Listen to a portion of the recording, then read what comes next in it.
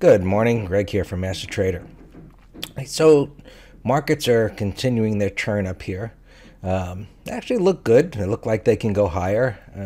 Of course, we have to have our lines in the sand, and as long as they can stay above this level right here, where they consolidated at that resistance, that suggests it can go higher. Now, a degree of that would be holding this area of what I would call like a minor support level, where they were churning last week, and then they popped above, and now they're going sideways, and it's actually setting up quite nicely, assuming this is the current day's trading right now.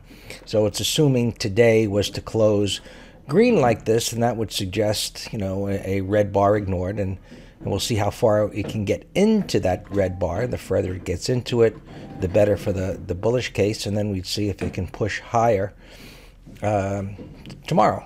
And could get above this high today, but we'll see.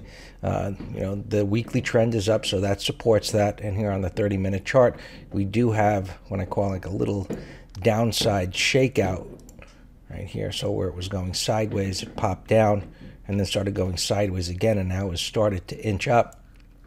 So there are buyers lurking down here, and they picked it up, and they were able to absorb this supply, so to speak, and go sideways. So it's bullish price action right there. NASDAQ, I'm sure as you all know, has defied gravity. It continues to push up. It's far from any significant support, the 20 MA, the 50 MA. Now, what it does have, a bit positive, and it could add some shock value if it doesn't continue to go higher, is the fact that it went sideways here. Well, it actually consolidated there a bit, and then pushed higher, went sideways a little bit, and now it's pushing higher. Now, the momentum slowed yesterday. Small, little narrow-bodied bar there. So just the bearish thought, as opposed to the S&Ps, since this is extended, is does this turn into a red bar where you'd have kind of like a reversal down, and then we'd see if it can get through support. That being said, the trend is up. So let's see if this continues or not.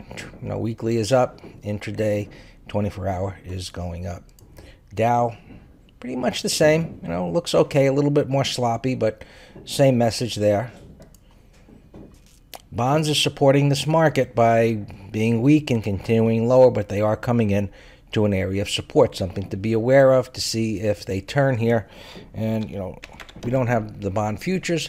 Just keep an eye on TLT, which I believe this 120 level could provide some support, since it did before, and the 50 MA is right there. 120 is right there, but just in this 120, 50 area, we'll see if they hold. They're actually down here at 120.36 as I'm recording this, so they've gotten through 0.50. But we'll see. Sometimes they push down through a little support, and then they pop right back up. So we'll see what they do here. But bonds have had an inverse relationship with the broader markets. So if they should turn up here, that's going to put some pressure on the market. I'd keep an eye on that. And not that you need to watch this per se, but I would just set an alert, right here, and let your computer keep an eye on it. Now, if it's moving down, I'll just set an alert below it. If it's moving down, that's going to support the market going up. Now, looking at the weekly time frame. So here's a tip. Sometimes you look at one time frame, and this could be from an intraday point of view. For example, it could be a 5-minute chart, and things look rather confusing because they are, erratic price action. Go up to a higher time frame and see if it makes sense. So when I look at the weekly, what I see here, just get my pen here. What I see here is that they broke below this low and sprung right back up again. And rather than go sideways, as I showed you earlier on the S&Ps, they actually just pushed right through this resistance area, almost as if it wasn't there. It stalled for a minute right there, but then pushed higher, and now it's pulling back into this support level where buyers should be if they're going to show up. Now,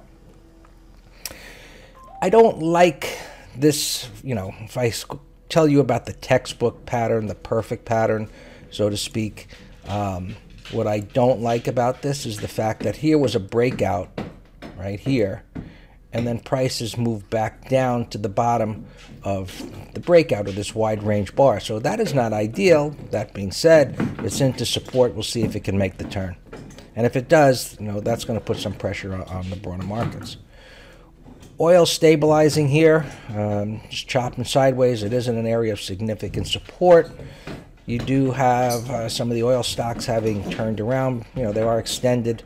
One that we like, we're going to have a play on today, is, and as far as options, one of our option strategies is XOM, which you can say, well, why, Greg? It's really not doing anything. Well, that's the point, in that it's actually shown relative strength to oil and the other stocks. It broke lower here and it came back up, and it's doing one of those consolidations at resistance and acting well. So our option strategy will be one of, as long as it does not move below here, we're going to make money. So even if it goes sideways, the stock trader, he's not making a dime. The option trader, as long as it stays above our strike prices, we're gonna collect our money. And that's what we like about these kind of plays. Guys, what else here? This is something I got an eye on to see. It's thinly traded. Keep that in mind. I like it, just pull down to the 50 MA. The retest, I'm going to see if that can get itself going here. VRX coming to life. I believe it reported earnings today. Could be in play as far as gaps go. XLF is going nowhere. However, let's just do this. It's going nowhere at the moment. It's in a little range here. I would suggest keeping an eye on that range and some of the stocks within that sector, what they do, because that's going to influence the market as well. BAC, pretty much the same thing. Citicorp, same thing. So no interest in these unless we see something of significance getting them to move. There's no news of significance today. Thursday and Friday we have some reports coming out, so we may not really see anything happening until then. Snap, which I've mentioned, is going to report. I believe it's tomorrow, and it's shaping up here. I don't know what it'll do. It had a sell day yesterday, but no surprise with the fact that it's up at this resistance area there. So we'll see what happens there tomorrow. Keep an eye on that. I'm sure it'll be of interest to many. Twitter extended. I mentioned this last week. Was looking for a move down. That had happened yesterday for a bit. I suspect there'll be buyers at some point on the pullback. Overall, this could be a significant turning point for it. All right, guys. Good trading today. We will talk tomorrow.